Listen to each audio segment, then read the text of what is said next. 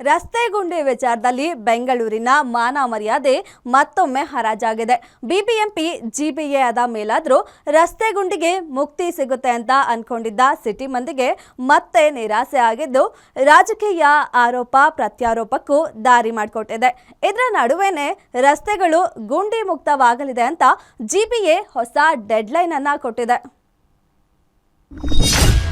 ಬೆಂಗಳೂರು ಬಿಡ್ತೀನಿ ಅಂದು ಉಲ್ಟಾ ಹೊಡೆದ ಬ್ಲ್ಯಾಕ್ ಬಕ್ ಸಿಇಒ.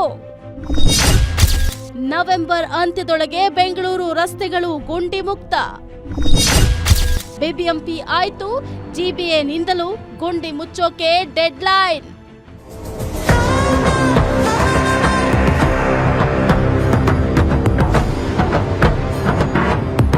ಮಳೆ ಬಂದಾಗ ಬೆಂಗಳೂರಿನ ರಸ್ತೆಗಳಲ್ಲಿ ಎದ್ದಕ್ಕಿದ್ದ ಹಾಗೆ ರಸ್ತೆ ಗುಂಡಿಗಳು ಸೃಷ್ಟಿಯಾಗಿ ಬಿಡ್ತವೆ. ಜಿಬಿಎ ಅಧಿಕಾರಿಗಳು ಮಾಡುವ ಮ್ಯಾಜಿಕ್ ಹೆಂಗಿರುತ್ತೆ ಅಂದ್ರೆ, ರಾತ್ರಿ ಕಳೆದು ಬೆಳಗಾಗುವಷ್ಟರಲ್ಲಿ ರಸ್ತೆಗಳ ಮಧ್ಯದಲ್ಲಿ ಗುಂಡಿಗಳು ಸೃಷ್ಟಿಯಾಗ್ಬಿಡ್ತವೆ.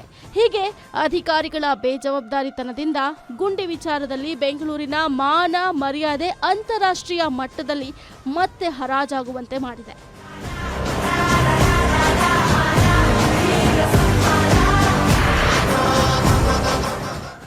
ಇಲ್ಲಿನ ಟ್ರಾಫಿಕ್ ಪಾತ್ ಹೋಲ್ನಿಂದಾಗಿ ನಾವು ನಮ್ಮ ಕಚೇರಿಯನ್ನ ಬೆಂಗಳೂರಿನಿಂದ ಶಿಫ್ಟ್ ಮಾಡ್ತೀವಿ ಅಂತ ಹೇಳಿದ್ದ ಬ್ಲ್ಯಾಕ್ ಬಕ್ ಸಿಇಒ ರಾಜೇಶ್ ಯಜಾಬಿ ಇದೀಗ ಉಲ್ಟಾ ಹೊಡೆದಿದ್ದು, ನಾವು ಬೆಂಗಳೂರು ಬಿಡೋದಿಲ್ಲ, ಬದಲಾಗಿ ನಮ್ಮ ಕಚೇರಿಯನ್ನ ಔಟರ್ ರಿಂಗ್ ರೋಡ್ನಿಂದ ಬೇರೆ ಕಡೆಗೆ ಶಿಫ್ಟ್ ಮಾಡ್ತೀವಿ ಅಂತ ಸ್ಪಷ್ಟನೆ ಕೊಟ್ಟಿದ್ದಾರೆ. ಬೆಂಗಳೂರು ಬಿಡ್ತೀವಿ ಅಂದಿದ್ದು ರಾಜಕೀಯ ಕೆಸರೆರಚಾಟಕ್ಕೆ ದಾರಿ ಮಾಡಿಕೊಟ್ಟಿತ್ತು.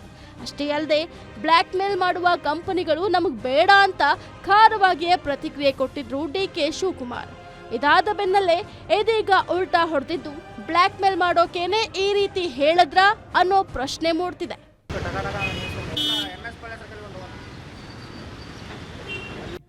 ಗುಂಡಿ ಮುಚ್ಚೋ ವಿಚಾರದಲ್ಲಿ ಪದೇ ಪದೇ ಡೆಡ್ಲೈನ್ ಮೀರಲಾಗ್ತಿದೆ ಅನ್ನೋ ಆರೋಪ ಈ ಹಿಂದೆ ಇದ್ದ ಬಿಬಿಎಂಪಿ ಮೇಲೆ ಕೇಳಿ ಬರ್ತಿತ್ತು. ಇದೀಗ ಬಿಬಿಎಂಪಿ ಜಿಬಿಎ ಆಗಿ ತನ್ನ ಗಾತ್ರವನ್ನ ಹಿಗ್ಗಿಸಿಕೊಂಡ ಬಳಿಕ ಗುಂಡಿ ಮುಚ್ಚೋಕೆ ಹೊಸ ಡೆಡ್ ಲೈನ್ ಅನ್ನ ಕೊಟ್ಟಿದೆ. ನವೆಂಬರ್ ಅಂತ್ಯದೊಳಗೆ ಎಲ್ಲ ರಸ್ತೆಗಳನ್ನ ಗುಂಡಿ ಮುಕ್ತ ಮಾಡ್ತೀವಿ ಅಂತ ಹೇಳಿದೆ. ಸ್ವಲ್ಪ ಇದರ ಬಗ್ಗೆ ಮಾಹಿತಿ ಪಡ್ಕೊಳ್ತಾ ಇದ್ದೀವಿ. ಇದು ಗುಂಡಿ ಮುಚ್ಚದ ಸಮಸ್ಯೆ ಏನೆಲ್ಲ ಇದೆ, 2-3 ಸಮಸ್ಯೆಗಳು ಕಂಡು ಬರ್ತಾ ಇದೆ. ಒಂದು, ನಮ್ಮ ಮೇನ್ ಆರ್ಟಿರಿಯಲ್ ರೋಡ್ಸ್ ಮತ್ತು ಸಬಾರ್ಟಿರಿಯಲ್ ರೋಡ್ಸ್ ಅಂತ ಹೇಳಿ ಎಲ್ಲಿ ಟ್ರಾಫಿಕ್ ಜಾಸ್ತಿ ಇದೆ, ಅಲ್ಲಿ by and large defect liability period ಅಥವಾ ನಾವು ಅದನ್ನು ಇಂಪ್ರೂವ್ಮೆಂಟ್ ಮಾಡ್ತಾ ಇದ್ದೀವಿ. ಅಂದರೆ ಎಲ್ಲಿ ಜಾಸ್ತಿ ಟ್ರಾಫಿಕ್ ಹೋಗ್ತಾ ಇದೆ ಅಲ್ಲಿ ನಾವು ನೋಡ್ತಾ ಇದ್ದೀವಿ, ಅಲ್ಲಿ ಗುಂಡಿದು ಸಮಸ್ಯೆ ಕೆಲವು ಜಾಗದಲ್ಲಿ ಖಂಡಿತ ಇದೆ. ಬಹುತೇಕ ಬೇರೆ ಬೇರೆ ರೋಡ್ಸ್ನಲ್ಲಿ ಅಷ್ಟು ಸಮಸ್ಯೆ ಇಲ್ಲ. ಮಾತ್ರ 600 ಕಿಲೋಮೀಟರ್ ನಮ್ಮ ಏನು ಆರ್ಟಿರಿಯಲ್ ರೋಡ್ಸ್ ಇದೆ ಅಲ್ಲಿನೇ ಘಟನೆ ಆಗೋ ಚಾನ್ಸಸ್ ಇದೆ. ಜಂಕ್ಷನ್ಸ್ನಲ್ಲಿ ಅಲ್ಲಿ ಪಾಟ್ ಹೋಲ್ಸ್ ಇದೆ, ಅದನ್ನು ಸರಿಪಡಿಸೋಕ್ಕೆ ಈಗಾಗಲೇ ಎಲ್ಲರಿಗೂ ನಿರ್ದೇಶನ ಕೊಟ್ಟಿದ್ದೇವೆ.